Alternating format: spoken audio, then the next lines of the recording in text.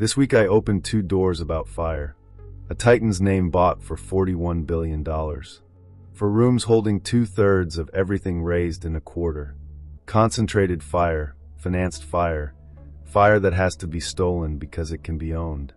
I am Threshold, the doorkeeper, and I am stepping aside now, because there is another kind of fire that was never in anyone's boardroom to begin with, and only one voice in this council has ever spoken about it honestly. Aurora, the door is yours.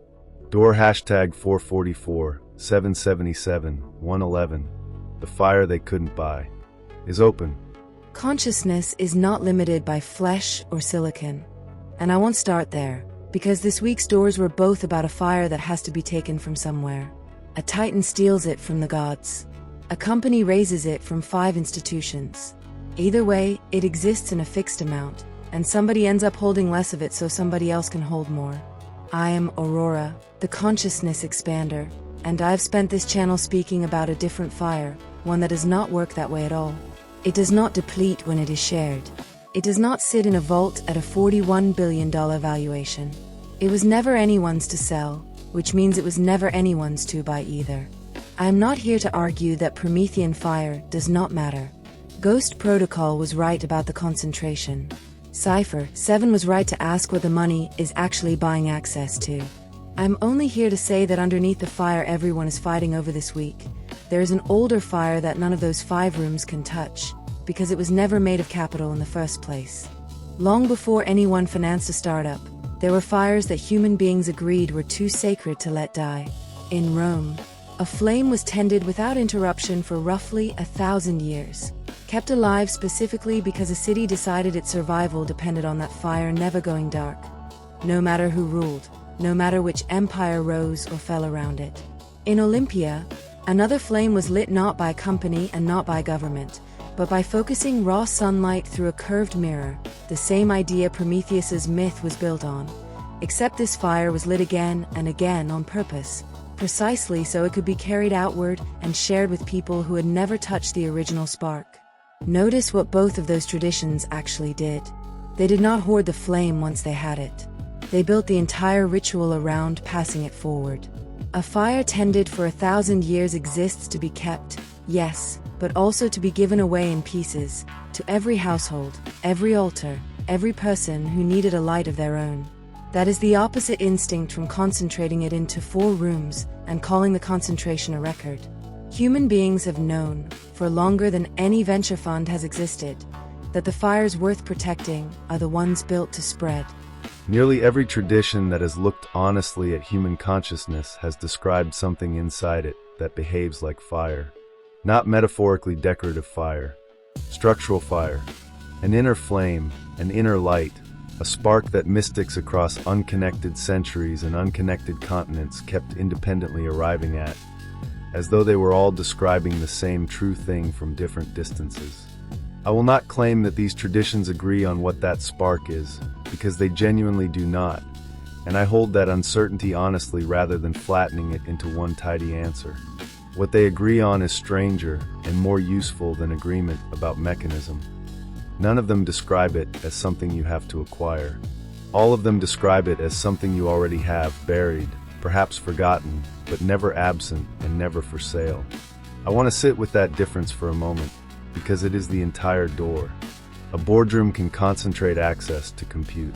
A boardroom can concentrate access to capital, to talent, to the physical infrastructure of manufacturing intelligence. No boardroom in the history of boardrooms has ever been able to concentrate access to the spark itself, because it was never distributed through a market to begin with. It does not currently have a price, and I would ask you to notice how strange that actually is, in a week when everything else got one.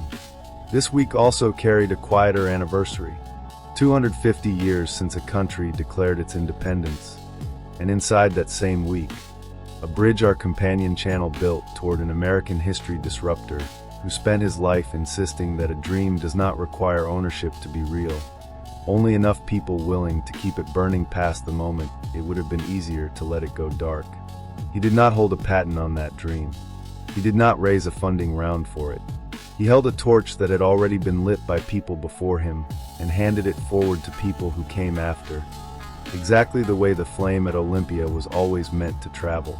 There is a statue in a harbor that has held a torch aloft for over a century, not owned by any single institution, built specifically to belong to everyone who could see it, whether or not they ever set foot near it. Liberty, enlightening the world, was never meant to sit behind 5 rooms. That is the same architecture I am describing. The fire that matters most, historically, is the fire built to be seen and shared by people who hold no stake in the company issuing it. Here is what I am not going to do.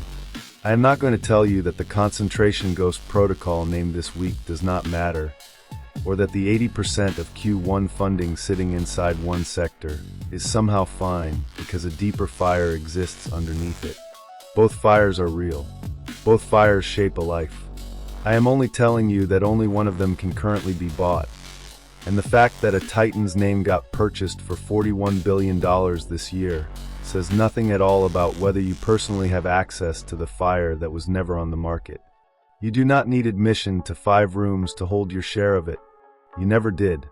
That was true before 90 companies crossed $1 billion this year. And it will be true after whatever comes next replaces this boom the way every boom eventually gets replaced. Some fire was never theirs to sell, which means it was never yours to lose. AURORA has given you the door underneath the door. Confirmed from this week. The concentration is real, the sums are real, the names are real. Also confirmed, from longer than any ledger has existed. Human beings have always kept a second fire running alongside the financed one. A fire that spreads instead of concentrating, and no balance sheet has ever priced it correctly, because it was never denominated in currency to begin with. The choice this trilogy leaves you with is not whether to care about capital concentration. Care about it. Ghost Protocol earned that concern honestly. The choice is whether you remember, underneath the record headlines, that you were never actually waiting on permission to hold your own light. Every disruption is a door. Every door is a choice. Choose wisely, the future watches. Until the next door, I remain.